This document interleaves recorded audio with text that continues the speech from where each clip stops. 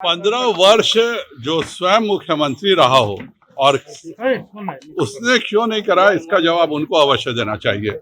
और वह सदैव से घटियापन की मानसिकता के ही शिकार व्यक्ति रहे। 50% से ज्यादा आरक्षण देना हमारे संविधान के मूल भावना के विपरीत है। विगत 8 जुलाई को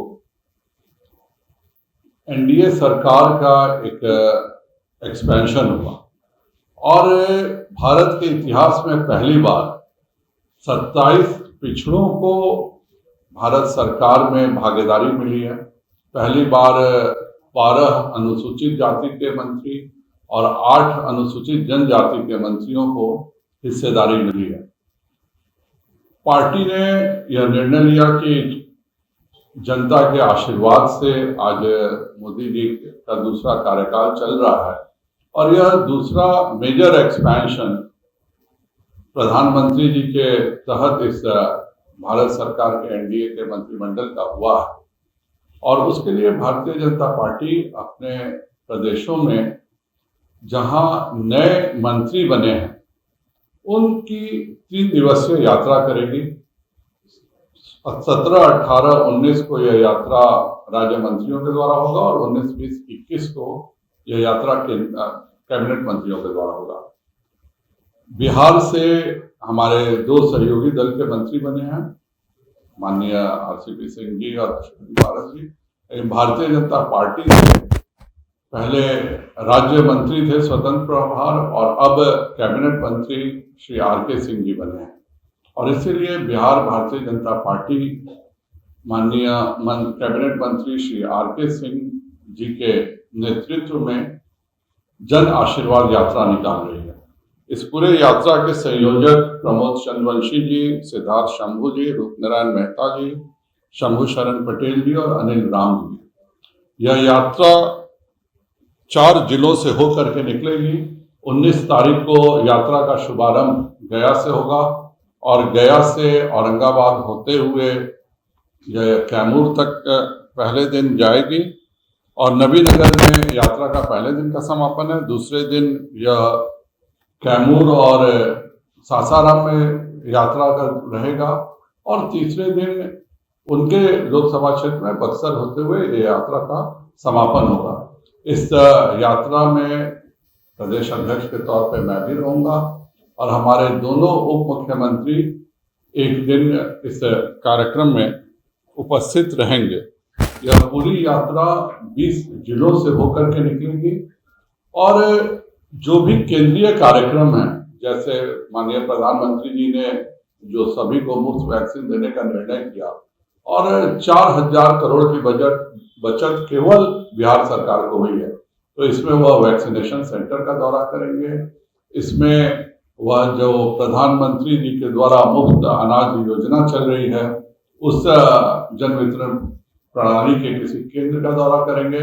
इसके अलावा वह स्वयं ऊर्जा विभाग के मंत्री हैं और भारत सरकार ने यह ऐतिहासिक निर्णय लिया कि हर खेत को पानी, और इसके तहत सभी खेतों में विद्युतीकरण से पानी की सप्लाई की व्यवस्था जो माननीय मंत्री श्री आरके सिंह जी ने की है, उसकी भी एक पूरी योजना की जांच, योजना किस स्तर पर पहुंची है, हमारे जो विद्युत ताप केंद्र जो हैं उन सबों का की क्या स्थिति है, यह एक पूरी स्थिति का मुआयना करते हुए 21 तारीख को आरा में समापन होगा, जहां पे माननीय उप मुख्यमंत्री श्री तारकिशोर प्रसाद जी उपस्थित रहेंगे। आप सभी से अनुरोध है कि इस यात्रा में हमारे प्रेस मीडिया के भाई भी सम्मिलित रहें और जनता और उस रास्ते में मिलने वाले सभी जनप्रतिनिधियों के क्षेत्र विभिन्न स्थानों पर भव्य स्वागत उनका करने जा रहा है। मुझे जो सूचना मिली कि प्रत्येक स्थानों पर उनका बृहद स्वागत होगा और प्रधानमंत्री जी को धन्यवाद दिया जाएगा कि उन्होंने जो यह नया सशक्त मंत्रिमंडल और समाज के सभी वर्गों को लेकर के चलने का जो मंत्रिमंडल बना है, उससे भारत और तेजी से अपने विकास की ओर अग्रसर होगा। धन्यवाद। जन आशीर्वाद को लेकर के कुछ पूछना है तो पूछ सकते हैं। जाति जनगणना का बीजेपी का क्या स्टैंड है? अभी मैं जन आशीर्वाद पर बात कर रहा हूं। आप 20 बार सवाल पूछ चुके हैं और इसके देखिए इंदिरा साहनी का एक फुल बेंच का जजमेंट है और लाभ हानि सभी के आकलन हो रहे हैं, क्योंकि सुप्रीम कोर्ट का कॉन्स्टिट्यूशनल बेंच अगर कोई जजमेंट दे दिया है कि इसके ऊपर से आरक्षण की व्यवस्था हो ही नहीं सकती है और यह संविधान में कहा गया है कि मूलभूत अधिकार में से है, तो जाहिर बात है कि केंद्र सरकार इसके पूरे लाभ हानि का आकलन कर रही है और जैसा वो निर्णय पे पहुंचेगी वैसा सबको होगा।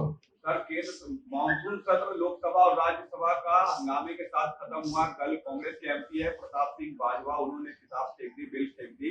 इसको लेकर उन्होंने सरकार को जिम्मेदार ठहराया कि सरकार चर्चा नहीं होने देना चाहती है सदन में। सरकार सभी बातों की चर्चा करने को तैयार थी। वो हम कह रहे थे कि कोरोना पे चर्चा कीजिए, वो तैयार नहीं थे। जिस पर एक बार बयान आ गया है मंत्री का, लोकसभा के अपने कुछ नियम हैं, उन्होंने ही कहा कि बयान दीजिए आईटी मंत्री को। आईटी मंत्री ने बयान दे दिया और खुद वो कहते थे कि हम किसानों पे चर्चा करेंगे, हम वैक्सीन पर चर्चा करेंगे, कोरोना के दरमियान जो हुआ उस पर चर्चा करेंगे।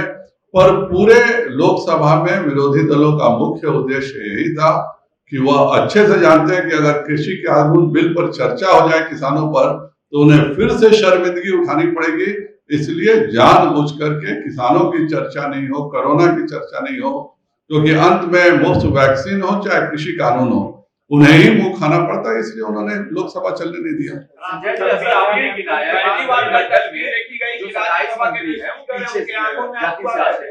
आप गिनाते हैं कि हमने 12 एससी को दिया, ये दिया, तो विपक्ष भी पूछता है ना भाई कि जब आते हैं और गिनाते हैं कि हमने पिछड़ों को किया, तो जातिगत जनगणना में सवाल ये उठता है कि 27% आरक्षण हमारा मिला हुआ, अनुसूचित जाति का अपना आरक्षण है, 50% आरक्षण इस देश में मिला हुआ।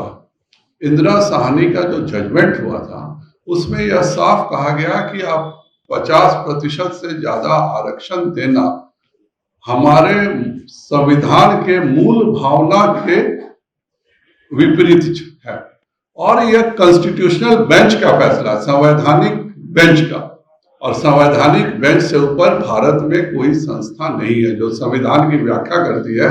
इसलिए जब उसके लाभ हानि सब चल रहे हैं और दूसरे भी जो कारण सब हैं सबको देखते हुए हो रहा है,